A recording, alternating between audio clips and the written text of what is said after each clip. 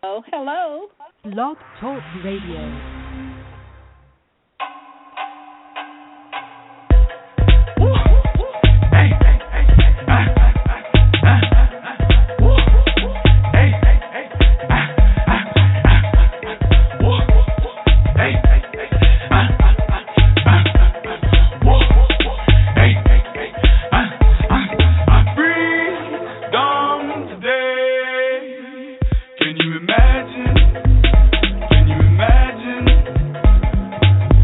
Good evening. Thank you for joining us. You've reached Cleverness and Common Sense, the Spiritual Network Community Forum, and I am your host, Marie D. McConnell, a.k.a. SisterFriend Marie. My co-host and calling guests will be discussing important issues and questions concerning spirituality and daily holistic living. Call into 714-888-7516 and don't forget to press 1 to get into the queue to share your thoughts. Free knowledge, free power, more than surviving, our lives thriving, days in the shade, plenty lemons for lemonade. Hello there. Oops, we got some noise in the background there. This is Sister Marie, and I'm here with my wonderful co-host, who we will introduce in a few moments. I've taken my ginkgo and all of my little herbs that I need to get my brain focused for this discussion because the topic is very interesting. It's basically... I don't know. I have to ask my co-host, Linda. Linda, what are we talking about? I guess the ginkgo didn't work, huh, Marie? No, not yet. I just took it. It takes a few minutes. Well, I want to welcome everyone tonight also, and joining us is Margaret Bryant, another one of our co-hosts. We hope that Naomi will be with us later on, Anne, and Philip are talked about stopping in and putting in their 2 cents worth. So we may end up with a pretty good crowd and a good conversation, as always. Tonight's program is let your yes be a yes and your no be a no. And that's kind of interesting because I think we can go a lot of different directions with that. I think that we can apply that to many different aspects of our life. But just to start out with, I'll tell you that this phrase actually comes from the Bible. It's quoted in 2 different verses, James 5:12 and Matthew 5:37. And so at some point during the night, we're going to try to interpret that and see what it was that the writers of those books of the Bible were trying to tell us with that statement. So tonight, we're going to discuss what does it mean to let your yes be a yes and your no be a no. How will this way of being in the world make my life more powerful and complete? When I say yes or no to anything, do I give agreement to something that could possibly come back to haunt me later? How can I avoid sounding not sure of my convictions and my truth? And who cares if I say yes or no? How does my answer impact my life and the world around me? Tonight, in order to prepare for the program, I spoke with a friend of mine who is a minister. And I asked her what she thought about it. And one of the things she said that it has to do with the integrity of the soul. And when there's a part in this Bible verse that talks about evil, and she said in that particular case, evil can be insincerity. I will talk some more about that as we go on later, but I know that Marie did a little contacting of Divine Spirit, and she has a take on this also. So let's talk to Marie and see what she has to say. Okay. Well, luckily, this time I didn't forget to take my mute off, Margaret. Margaret, I always forget that. Well, let let me tell a little story how this saying came into my focus. I have a dear client who I talk to often for spiritual and life path mentoring. And she was telling me one day that her mother used to always say, let your yes be a yes and your no be a no.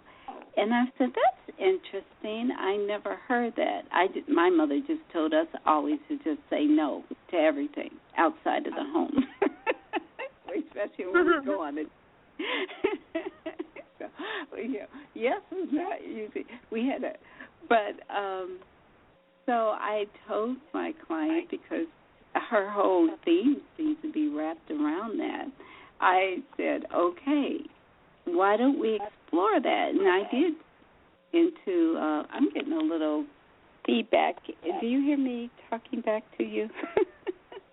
You sound fine to me. Oh, okay. Well, as long as everyone else is okay. So anyway, long story short, or I should say short story short, I decided to just put this into Google, and what did come up was that it was a Bible verse, which I don't recall actually ever hearing at church, and I am remiss in saying that I really, truly don't remember it. But it is, you can find it in Buddhism and some of the other ancient texts, maybe worded a little bit different, but not the same. I'm getting a lot of feedback, so what I'm going to do is hang up and call back, but you two can continue talking until I get back. Does that sound like a plan? Sure. Okay. That will give me a chance to go over the business part of the show. Sure. Okay. Sounds good. I'll be right back. So first we'd like to thank Blended Herbal Treasures for hosting the show.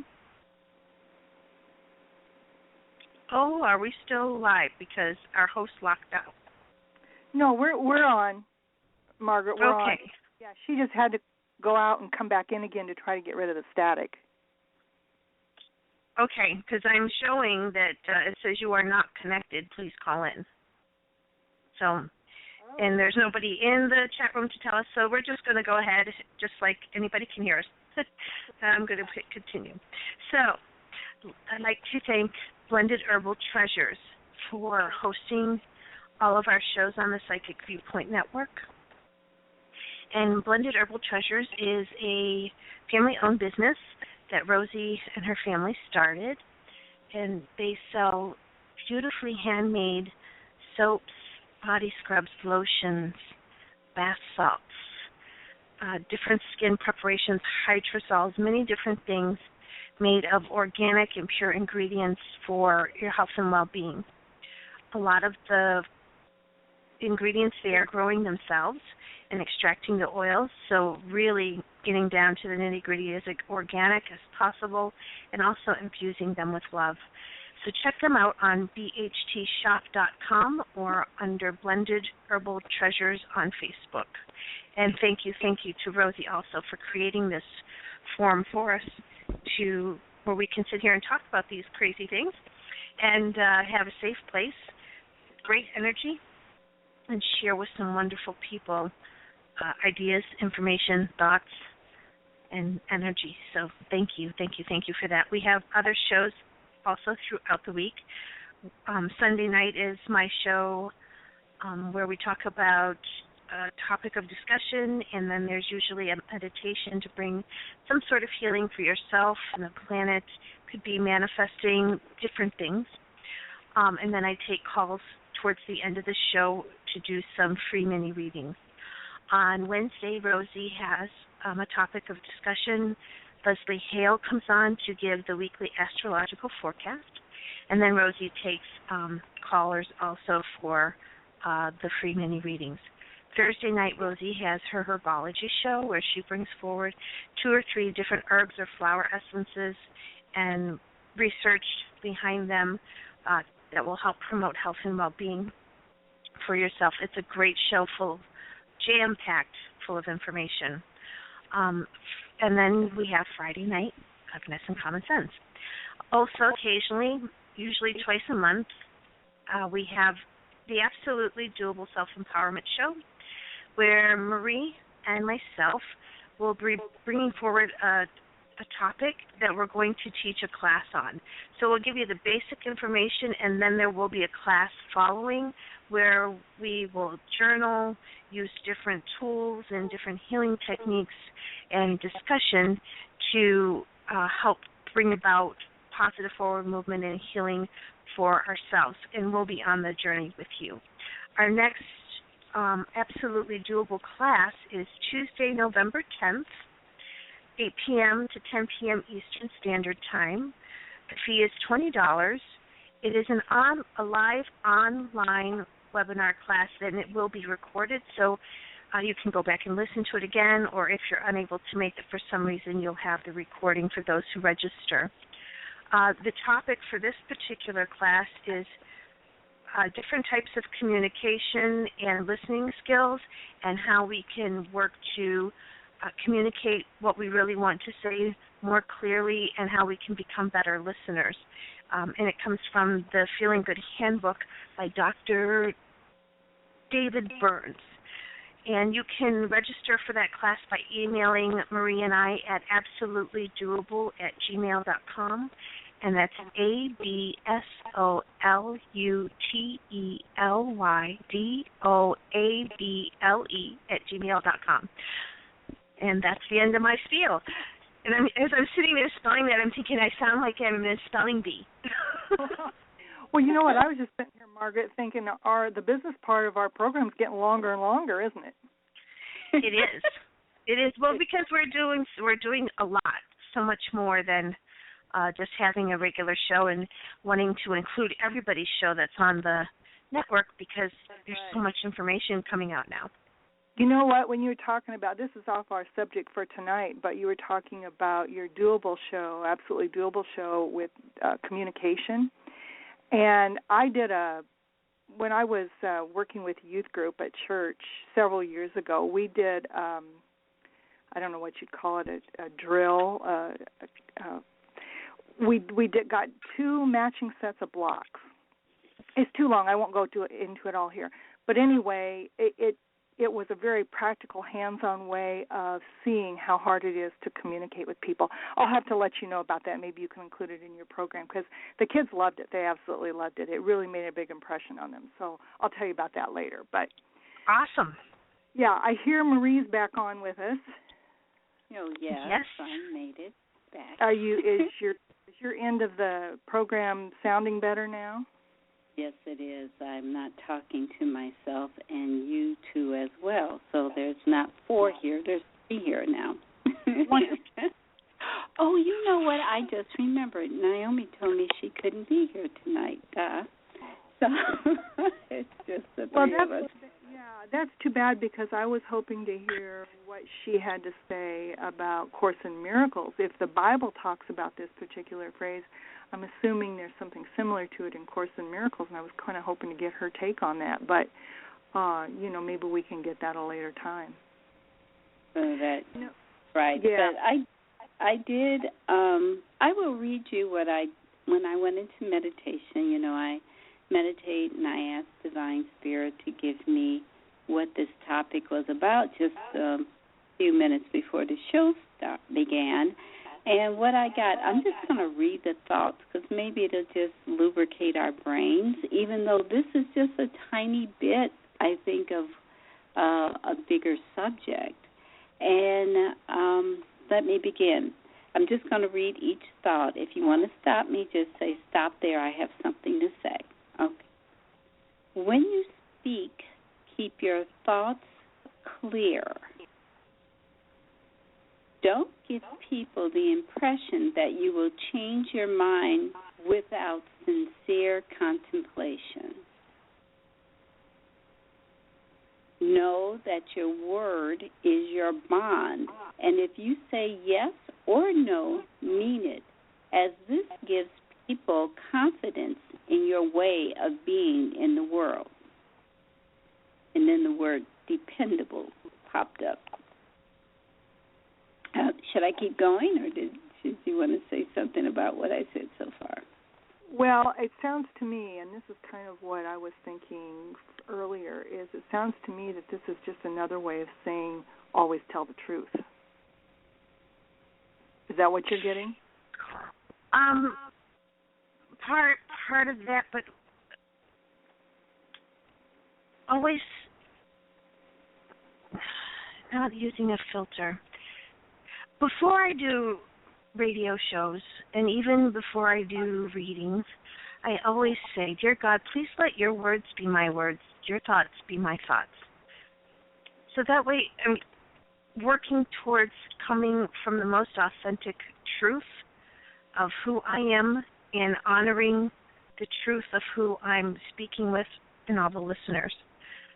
So that's what I feel a lot of that is about just truly being who you are and communicating with a good filter, for lack of a better word, where you tell your truth and you listen also. The filter clears out all the negative energy going back and forth. So if something might come out, in using your intention, trying to say it clearly, and now my thoughts are all juggling together. So I'll let Marie continue. Well, I will add a part to what both you and Linda pointed out. Don't give people the impression that you will change your mind without sincere contemplation. I thought of children when I read this.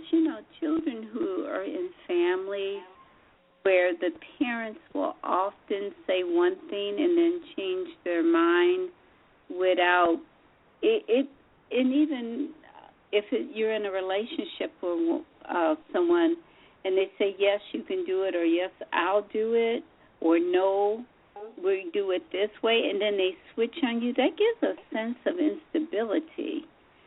Everybody likes guideposts, and especially with parents. You want them to bend, if you really want to go on a date or you really want to eat that ice cream cone. But at the same time, it gives children and even employees a strange sense of comfort when the person is very clear. And I think that's what it when you speak, keep your thoughts clear. Who would give me 5 different directions in one day about the same topic. It was just hard to work with that person. So I can see all 3 of us are kind of hitting on a different aspect. I never realized it was quite that deep, because you can go all over the place with this and still be going back to know that your word is your bond. If you say yes, mean it.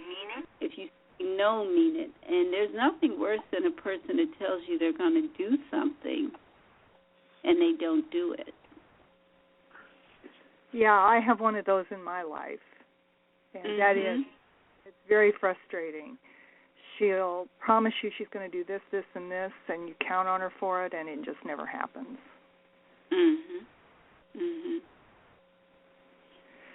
Well, not only that, it's about, if you say yes, really meaning it, that you want to participate, that you want to do that, not saying yes and feeling that you're obligated and having any kind of remorse or negative feelings towards what you've... Well, yeah, and I think at some point in the program tonight, we probably need to talk about, maybe if we can figure it out, the psychology behind the people who always say yes when they don't really mean it, and why is it that people will continually say yes when they're really thinking no. I think there's a lot of people that just can't say no, and so I don't know if that's really what the Bible meant when it talked about this, but I do think it's something we can talk about tonight. I think that aspect of it is mentioned in Buddhism, and I'll have to pull up the verse, the saying that I saw. But I do know Margaret and I were doing the show. In fact, that was the conversation about communication. people being afraid to commit to yes or no, which means I'm going to read this next part because it's a few more parts. After I got the word dependable, it said, never give anyone the impression that you are afraid to stand up to challenges and bribes. Stick to your beliefs and your word. Now that fits right into what Lisa, my friend that's a minister, that fits right into what she was talking to me about tonight. If I could just take a minute here, I'll explain that. She said that the community that followed Matthew was called the Matthean community, and after Jesus died, they really struggled with staying true to their faith because they had a lot of Gentiles, a lot of Jews that did not follow Jesus that were pressuring them and giving them a hard time about going back to the original laws. And so in her interpretation, it was kind of a courage of your convictions type thing. In other words, if you believed in something or if something was important to you, not to be afraid to speak up and say yes. And if you didn't, go ahead and say no, but don't ride the fence. Exactly.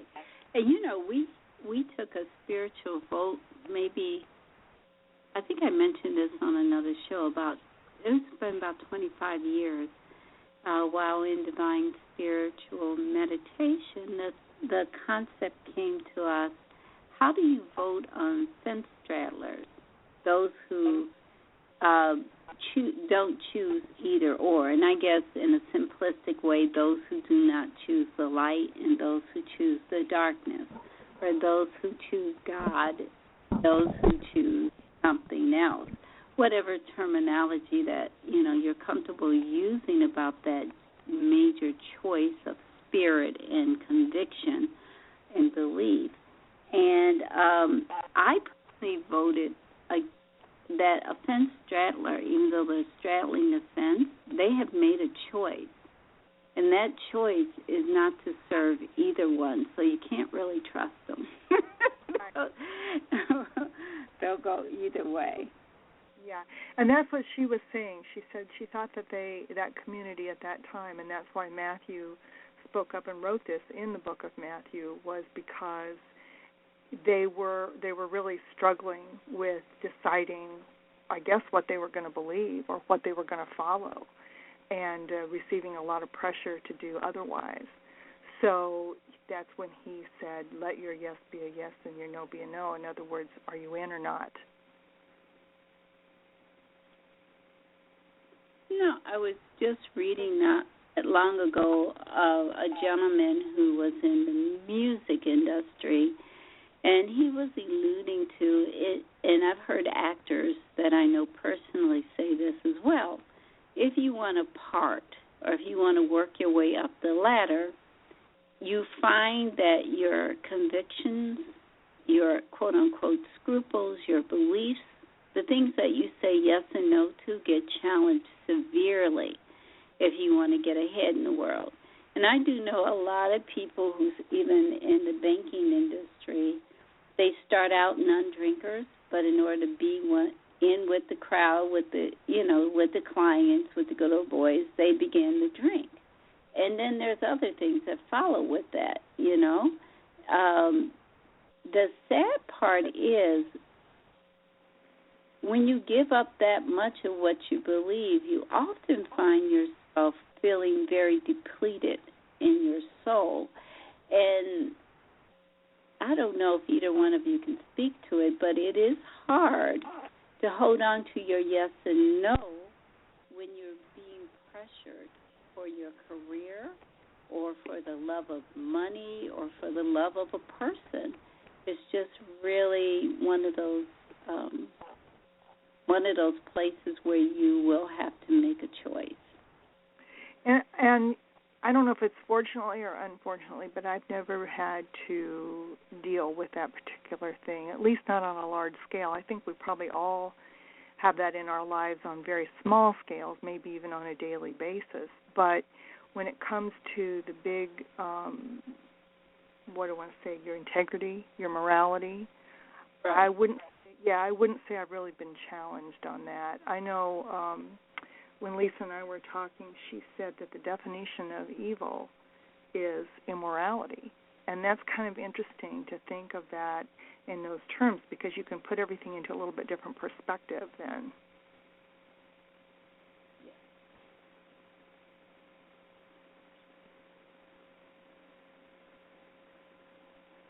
Do we want to go? Well, do we want to go on now to the second question? How will this way of being in the world make my life more powerful and complete?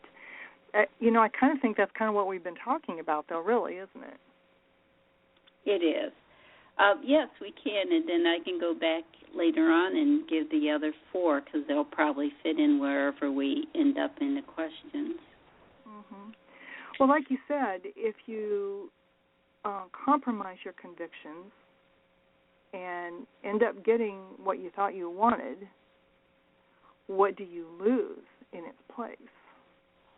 And I think, that's the thing, because how many people do you know make it to the top, wherever they were climbing to, whatever their definition of the top is, and then you find that they've become suicidal or they're dysfunctional.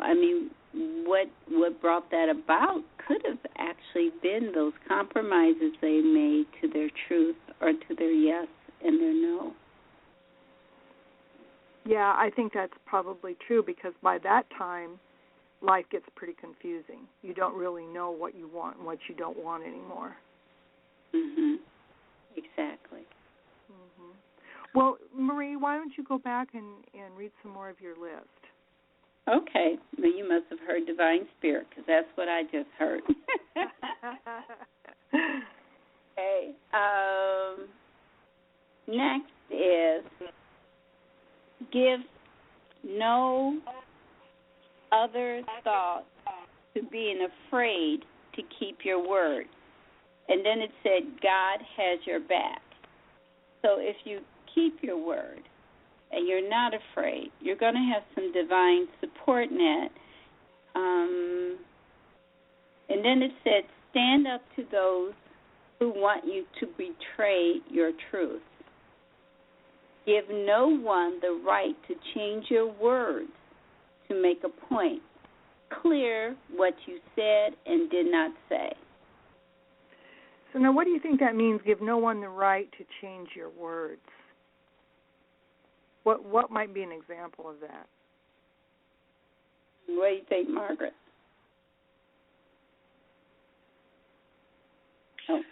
You have to trust. You have to trust. I was just tuning. You have to trust in yourself,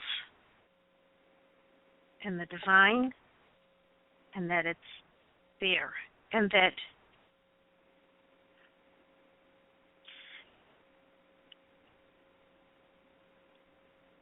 it's part of your own well-being. It is part of your own happiness. It is part of you taking control of your life, of your spiritual life, and of who you are, and not letting someone else put you in a space where you would waver or get on the fence. Mm-hmm. But what do you think it means when they say change your words? To me, that does that sound like putting yourself in a position where somebody can misquote you? I think that's a very good possibility. It also means where people will manipulate you to go That's along. That's what I got, was manipulate, yes. Manipulate, especially if you're in politics and other things like that. People very often will get you to say, well, just say this instead. Change it. Here's another thing, plagiarism.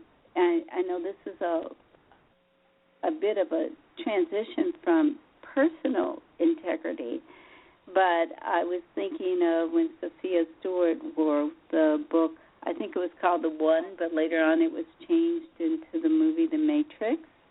And by the time her book got to Hollywood, I think, as far as I know, it went there with her name on it, but someone convinced other people to take it off. And there is a point of changing your words.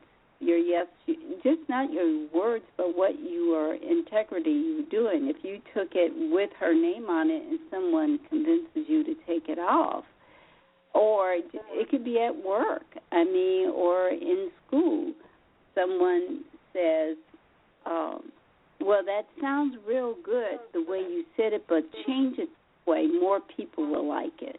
Does that make sense? Yeah. Yeah, I think there probably could be 100 examples of that. Mhm. Yep. Yeah, you probably think of one in just about every situation where that might happen. And a lot of times people will misquote you, or what do they call it, Margaret, sound bites. They'll just take a small bit of what you said. They do this all the time in politics, and they misconstrue it to sound like something totally different. And if you don't stand up and say, excuse me, I did not say that, it'll be all kind, like that telephone game you play in school called telephone, where one person tells the next person and the next person tells the next. By the time you get to the end of the line, it's a whole different thing. Right. Yeah. But you're told. That also has to do with people hearing correctly also. Yes. And that's a whole other topic. Yeah, now we go back to that communication. Mm-hmm. Have you ever met anyone that when you talk to them, they can change everything around you said and make you feel like you're crazy? Yeah, and, what has happened to me before is when you're talking to someone, it's like they deliberately take everything that you're saying the wrong way, and then they try to make you defensive about it. I don't get that one. It's like, wow, how did you get that out of what I said? Your mouth kind of hangs open sometimes. It's like, where on earth did you get that? Yeah, communication. It's their perception. Yeah, it's very interesting. I've always thought communication was fascinating.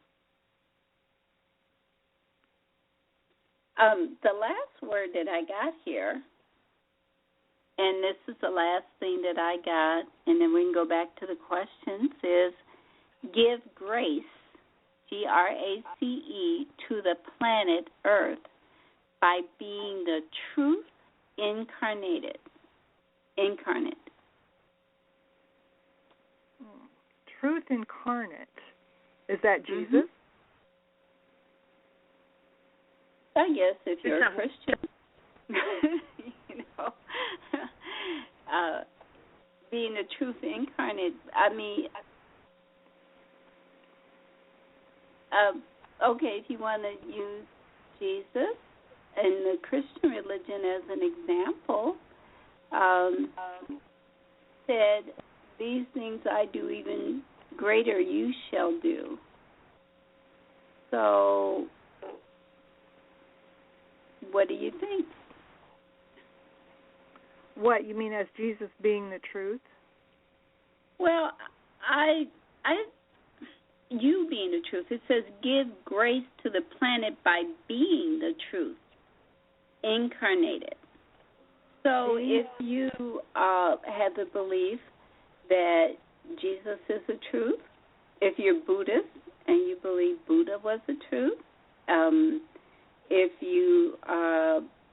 you're Muslim and you think Muhammad was the truth, then all of those perfect, before mankind adulterates religions and truth, I'm almost sure all truths that believe in a creator God pretty much have the same information, the same belief systems. It's when humankind starts, dictating, sideline things about it. But love one another. The power of love, I think, is in all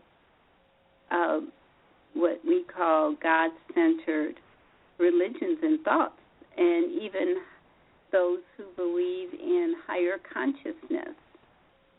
So give grace to the planet. Grace is given free by the Creator or by divine universe or how it flows to you. It's given for free.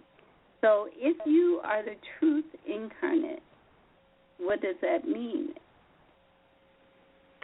Well, you know what? I think you're right. I think it goes back, steps back even further than Jesus or Buddha or Muhammad. I think it goes back to the Creator itself, because that is the ultimate truth. And so maybe this means, let's see, give grace to the earth by being truth incarnate. I guess to me that means by connecting in spirit to the one that created you. Oh, my sense is that being your authentic self and the truth of who you are is truly connecting back to the soul essence of your being, that you are love, that you are light and you are love. And when you stand in that light and that love, saying no is truly meaning no, and you're okay with it. And saying yes is truly meaning yes, and you're okay with it. And anchoring that love and that truth and that light, being that, and anchoring it into the planet and just being that, emanates it throughout the rest of the planet. And it also helps when you speak that way, it also helps other people speak that way and also receive it properly. I don't know, properly is not the right word. Receive it with the intention with which it was put out. That's better. Receive it there is in no grace. Right or wrong. Yes. Receiving it in grace, I think, is. We have Glennis in the chat room, and Glennis said, "Love self and others as you would the heavenly beings." That's beautiful. And our co-hosts, Glennis, are Margaret Bryant, Linda Fletcher, and I think Ann is here. Ann, are you here? Maybe not. Well, she was going to be here. I think Ann was here. And area code 310. Who's here? Okay. Well, I don't know. Maybe we lost them for a moment. But it's the three of us so far. Marie? Yes? It's Ann. I'm here, but I'm in a noisy spot, so I'm just listening in. Oh, okay, Ann. All right. I'll put All you right. back. All right. Thank you. All right. So, moving on. You're welcome, Glennis. Moving on to our questions, Linda. Where are we now with those questions? Well, we're ready for number 3. When I say yes or no to anything, do I give agreement to something that could possibly come back to haunt me later? You know, I think that's always a possibility. I mean, just because we say yes or no to something doesn't always mean we made the right decision. And so, you know, I do think that that's possible. There's where we probably need to really work on our connection with Divine Spirit so that we get the right answer, yes or no. I think that reminds if we're taught there really is no right or wrong answer, right or wrong choice, there's always something you can learn from either choice. Mm-hmm. Then there's a reason why you chose that to begin with. Yeah, that's a good point. You know, if something does come back to haunt you, that doesn't mean that it's a bad thing. That means it could just mean it's a learning experience. There was a quote on the tinybuddha.com site that I liked from Gandhi. It said, a no, quote unquote, no, uttered from the deepest conviction is better than a yes merely uttered to please, or worse, to avoid trouble. Yeah. And that happens a lot. They call them people pleasers. Yes, exactly. Yeah, well, not just pleasing people. Sometimes you have to go along to get along for survival reasons too, right? Oh, yeah, that's good. Going back to the Bible, what about Peter denying Jesus in the Bible story? Yeah, and that was actually brought up in the literature that I read too tonight. Was that not only that, but then with Peter denied him, and also with Judas betraying him. These were, examples of betrayal that were they weren't living up to the yeses that they had made commitments to. And each of those men, according to that symbolic gesture on their part, had different reasons. Judas thought that his reason for betraying Jesus was simply to push Jesus to fight back. It was not his intent to hurt Jesus.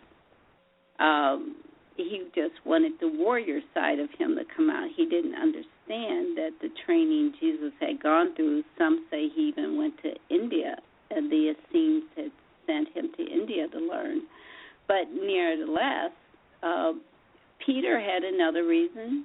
Peter didn't want to die. Or, he needed time to think about this. So, yeah, but that all goes back. What do you think, Margaret?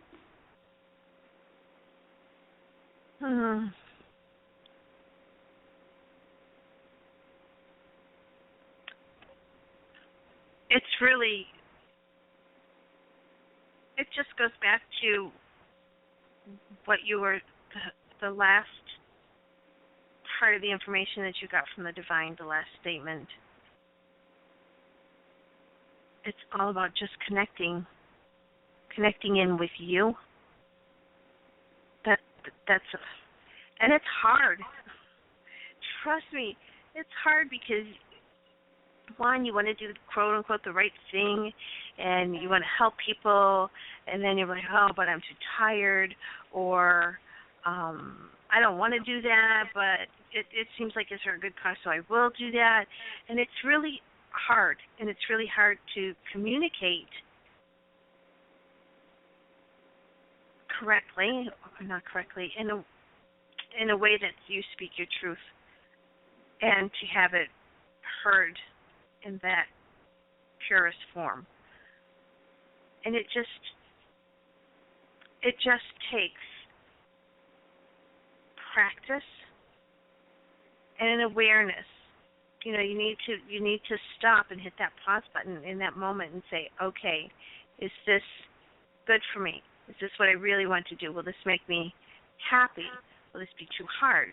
You just have to hit the pause and stop and be in that space of divine grace to know what to do. Glennis said in the chat room, hunting is a choice, I believe. You make the choice to say yes or no and carry on along the journey. And then she says, the right thing is being true to self. She also said, when we are not speaking truth of self, then we create issues for self. Yeah, definitely. So are we still then on things coming back to haunt us later, or have we moved on from that? I got lost. Maybe.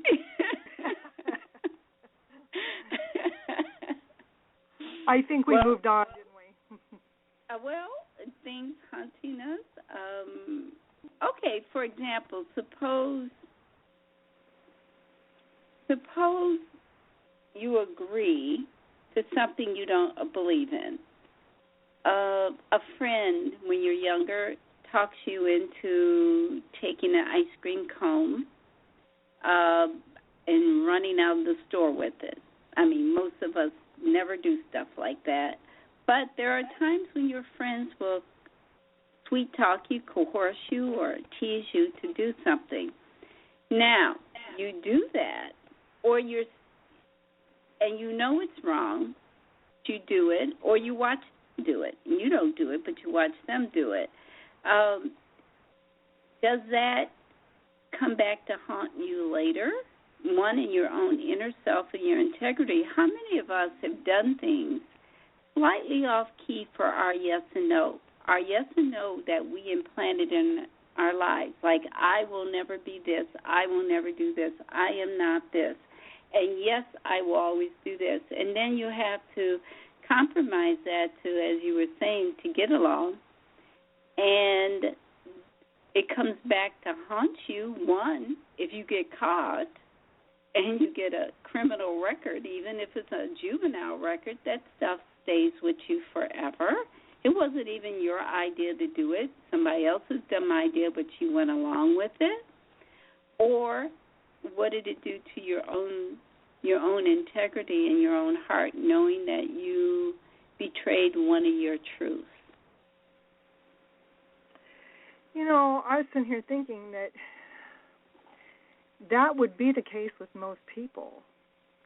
But there are a few sociopaths out there who really don't know the difference between right and wrong, and I don't know if the choices they make ever do come back to haunt them, because I don't think it makes any difference to them. So I think there are some exceptions to that rule, but I would say mostly, yes, that's the case with everyone.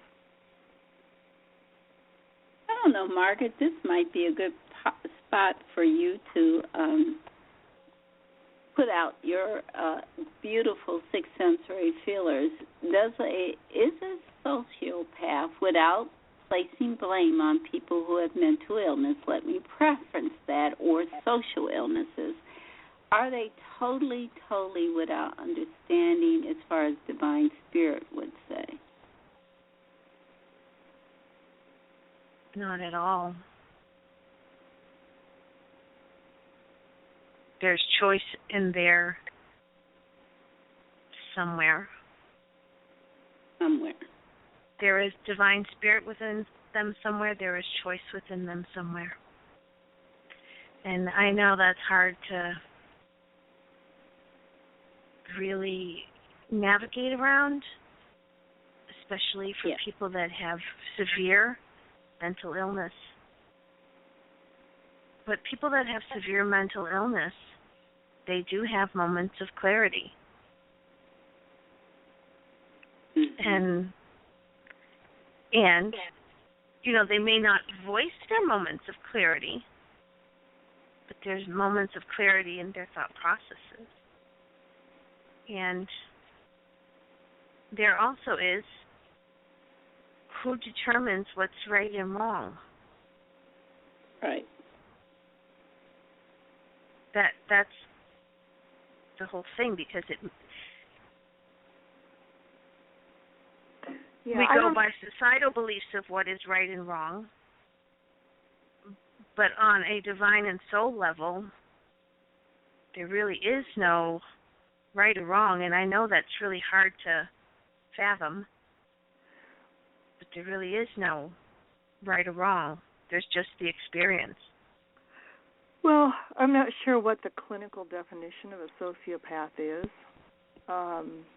That was the closest I could come to describing someone who has such severe emotional trauma in their life that they literally don't walk among us, if you know what I mean. They live in their own kind of world.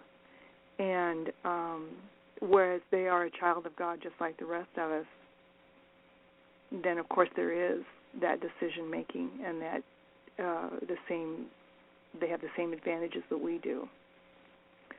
But somewhere a curtain was lowered that possibly makes it difficult for them to see that side of themselves, for them to recognize that there is that divine spirit in them.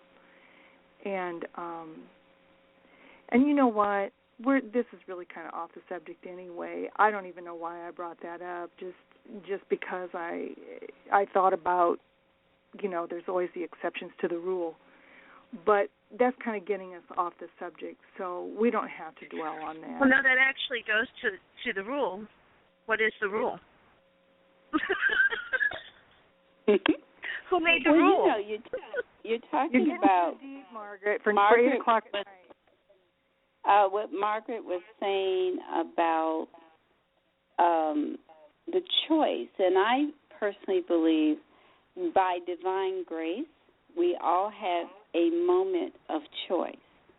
But now here, Forbes magazine, which is a business magazine, and I remember reading this, 8 years ago or so, in more than one magazine, that they found that many of your companies' CEOs are diagnosed sociopaths or psychopaths. Actually, not even a sociopath, psychopaths. In Forbes magazine, I think it was June 14, 2011, that's about when I read it, why some psychopaths make great CEOs.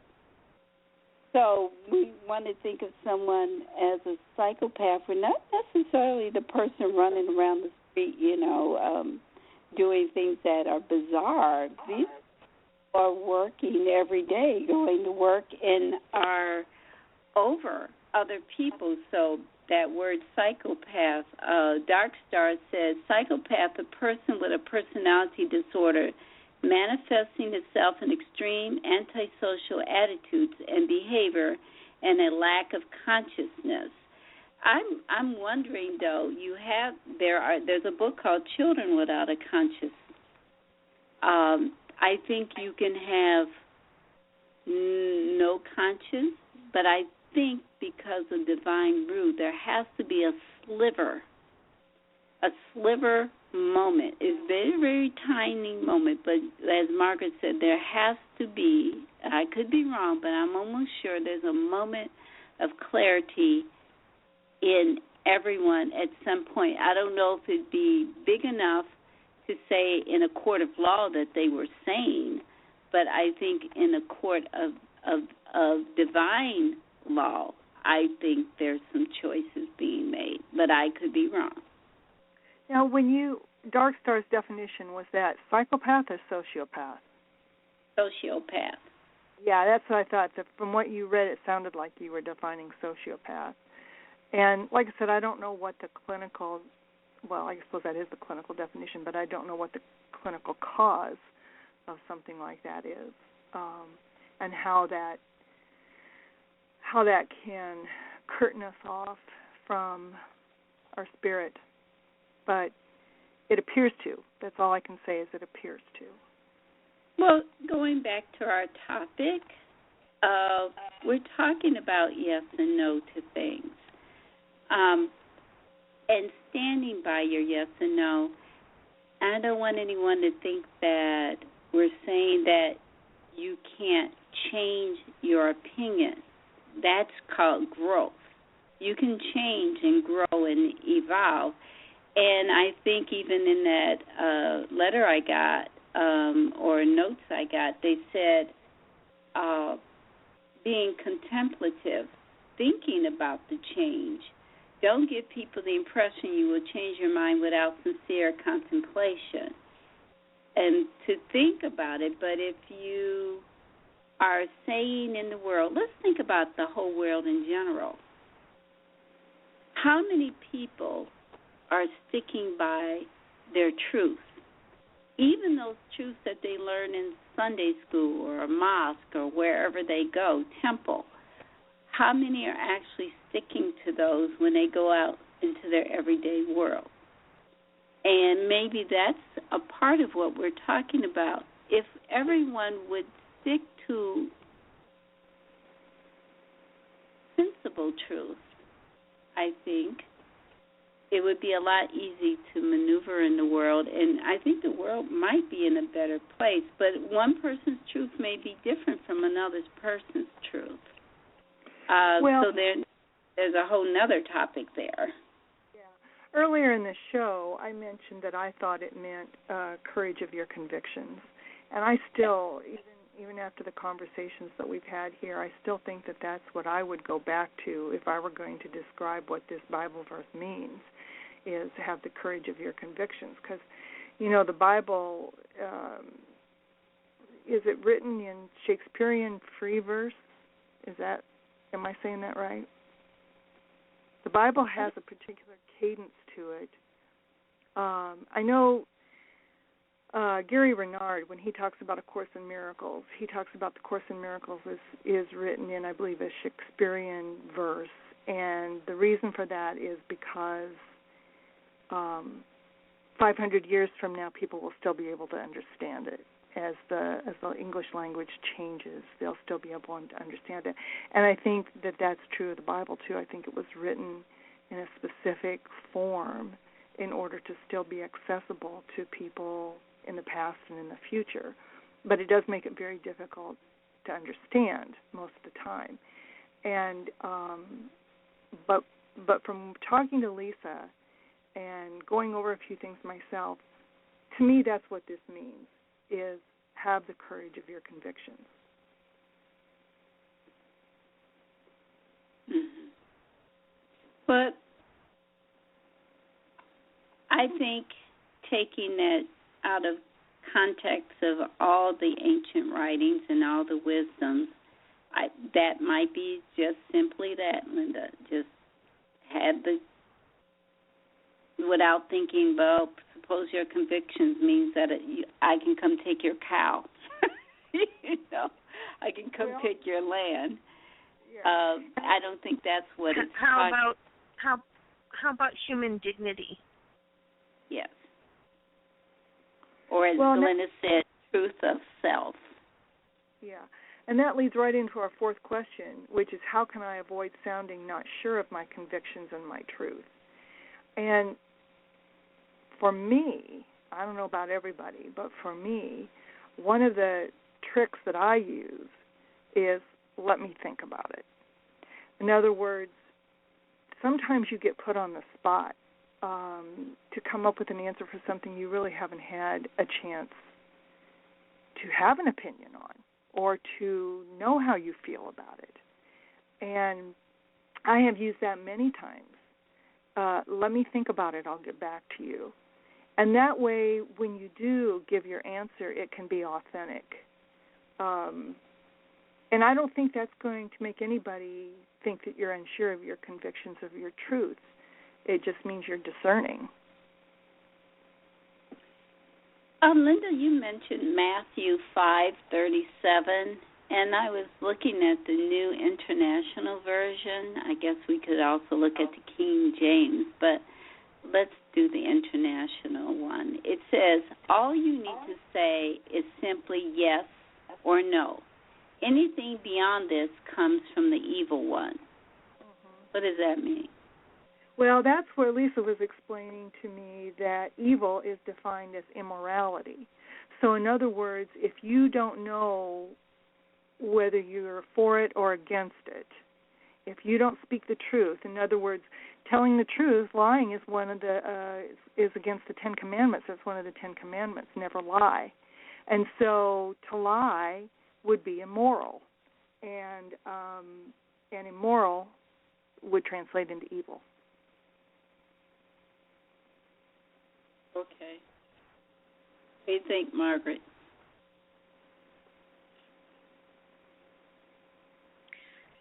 I don't know. I'm speechless on that one. Boy, that doesn't happen very often. I think it was that other part, because I was like, huh? I think I know.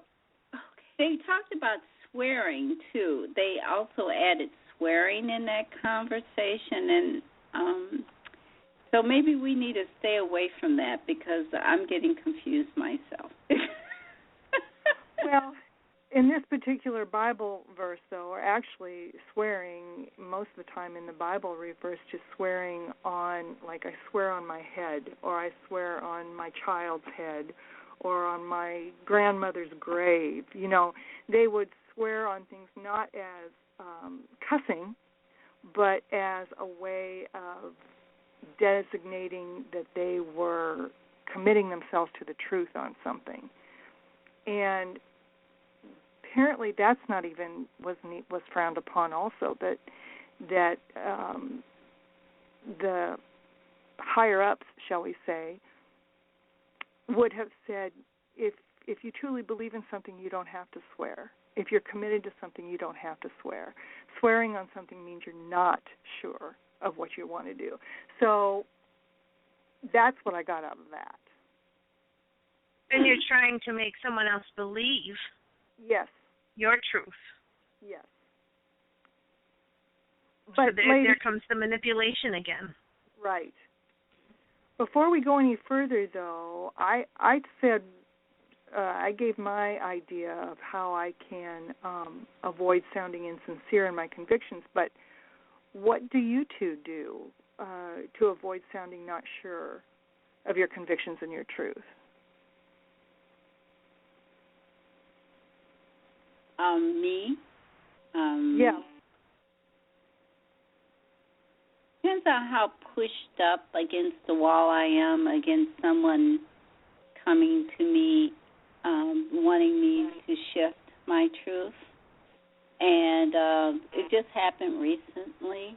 A question came up about a conversation I had in the classroom with children who asked the question, and the parent was kind of, concerned about the topic. Well, my thing is, I said to the child, this is what research is being done right now, and I said it on their level, and we'll wait and see what it turns out. And then the child asked me, do you think that there could be other beings in the universe?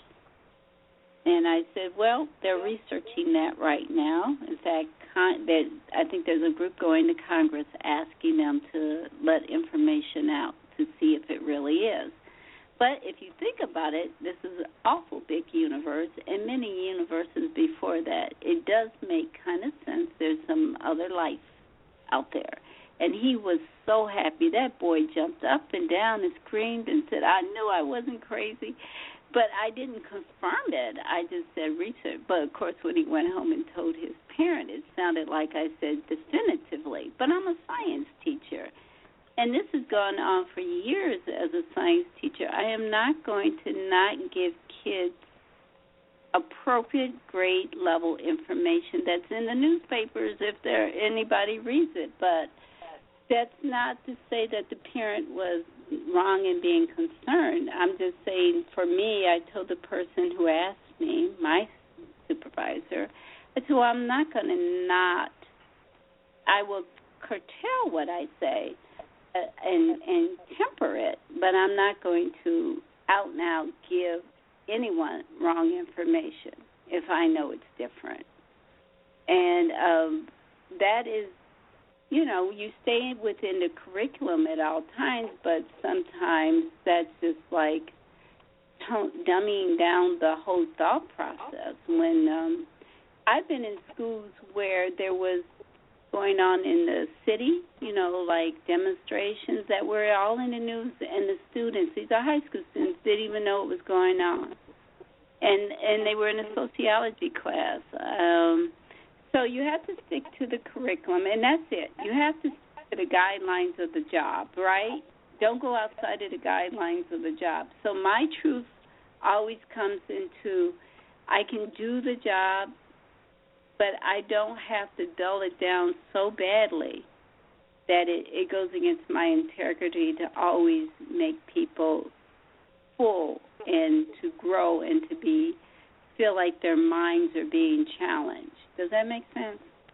Yes, and with that in mind, that brought to my mind also the fact that so many people are on different levels when it comes to their, awareness of universal truths.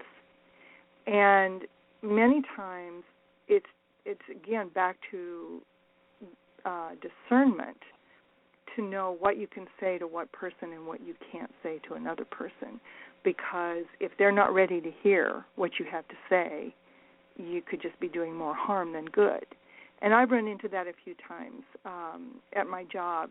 People, I'll visit with people outside of nutrition and health, and once in a while, one of them will say just one word that will let me know that I can go ahead and talk about something that is important to me.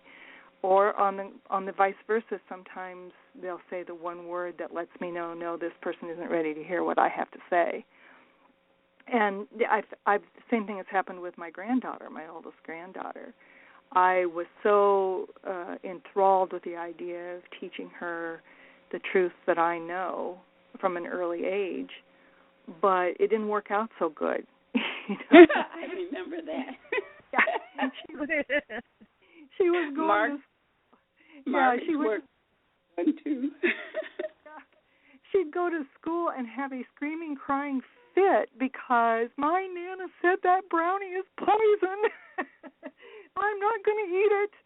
So, we just it's not always a matter of our convictions and our truth as much as it is our discernment of how we use them. Mm-hmm.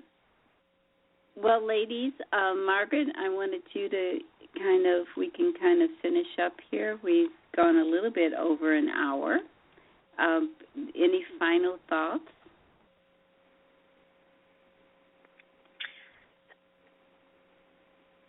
Well, for myself, when I come into that kind of conversation, again, I go back to hitting that pause button.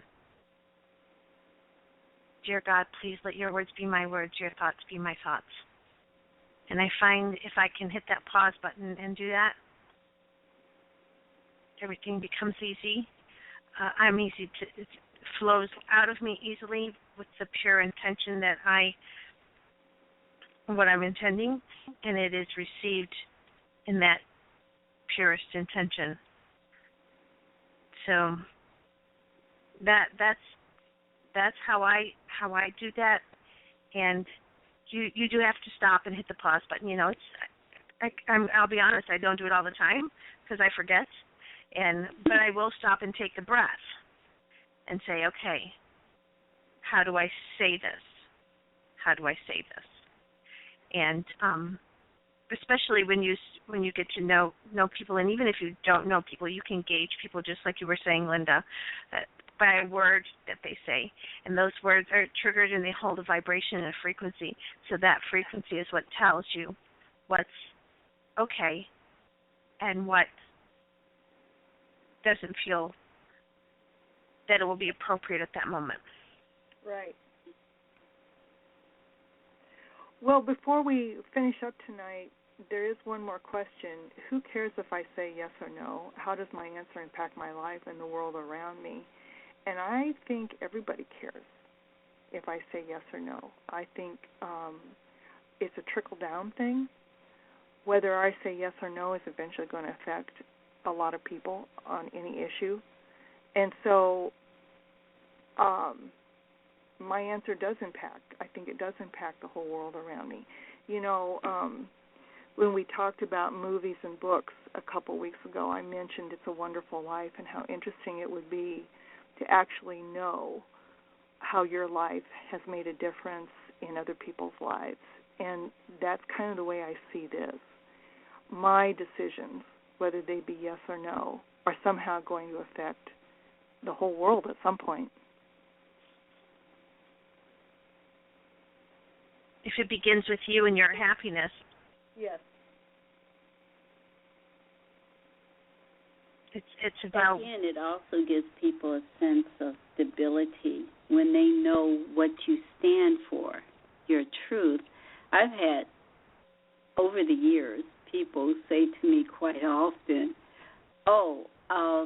Marie, I know that if I need to know something about divine spirit or about God or about the spiritual aspect of something, I can pretty much know that I can come ask you, and I almost at this point know what you're going to say because my answers change somewhat as I'm taught differently from divine, but they basically stay pretty clear. They know if they come ask me, they're going to get the the divinity of the situation. That's just who I am.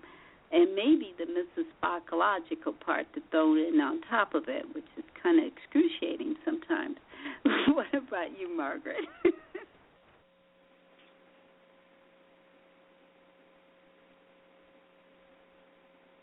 I have to be honest, I did not hear the whole question. It was the last question I think she read. What was it, Linda?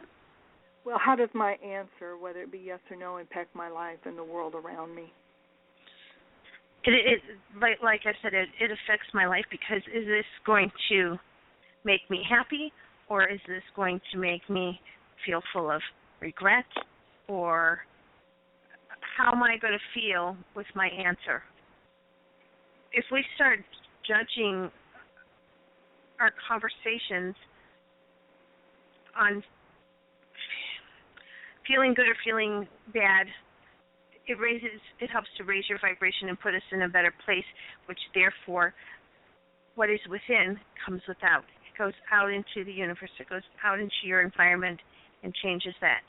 So when you stand in your truth and know what's going to work for you, then people start to honor and respect that and understand that.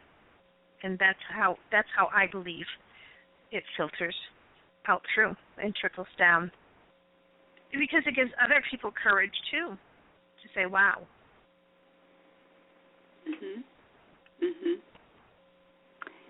And Dark Star in the chat room says she's going to leave us with one thought. Convictions create convicts. Convictions create convicts. She read that someplace. I'd like to hear the explanation of that one. Okay, Dark Star.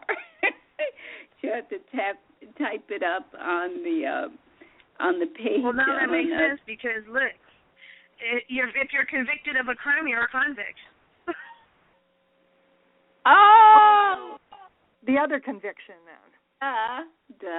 Okay. Thank you, Margaret. That's how I interpret it. I like that. Now it makes sense. Thank you. Okay. Very good. Oh, never mind. Never mind.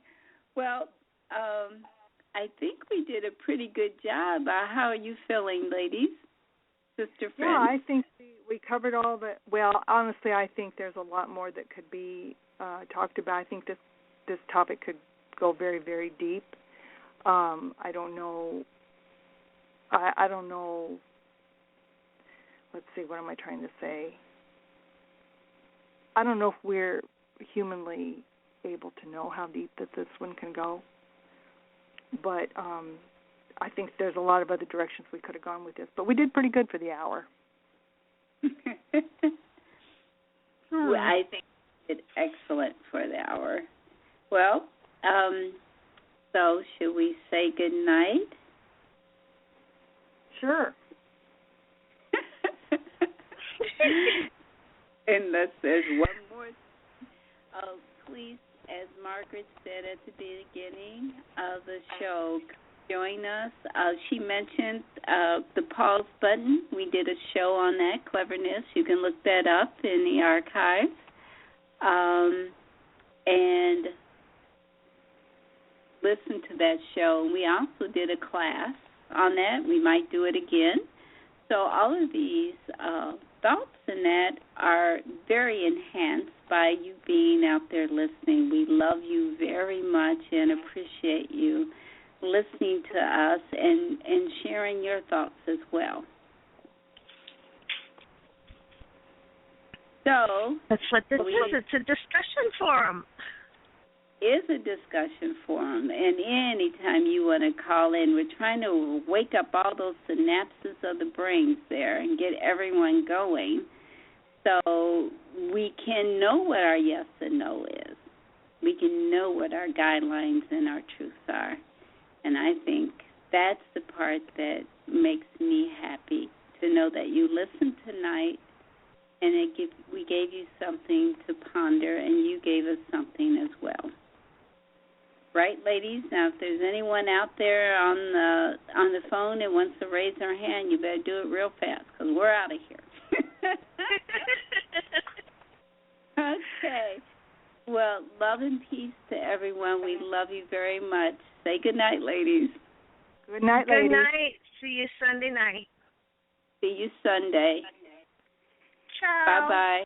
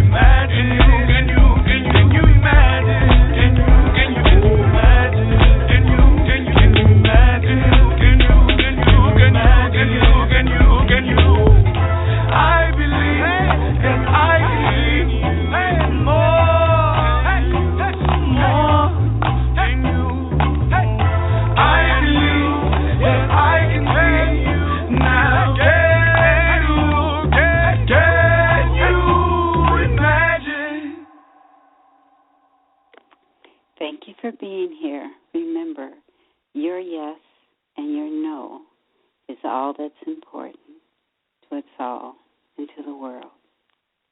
Good night.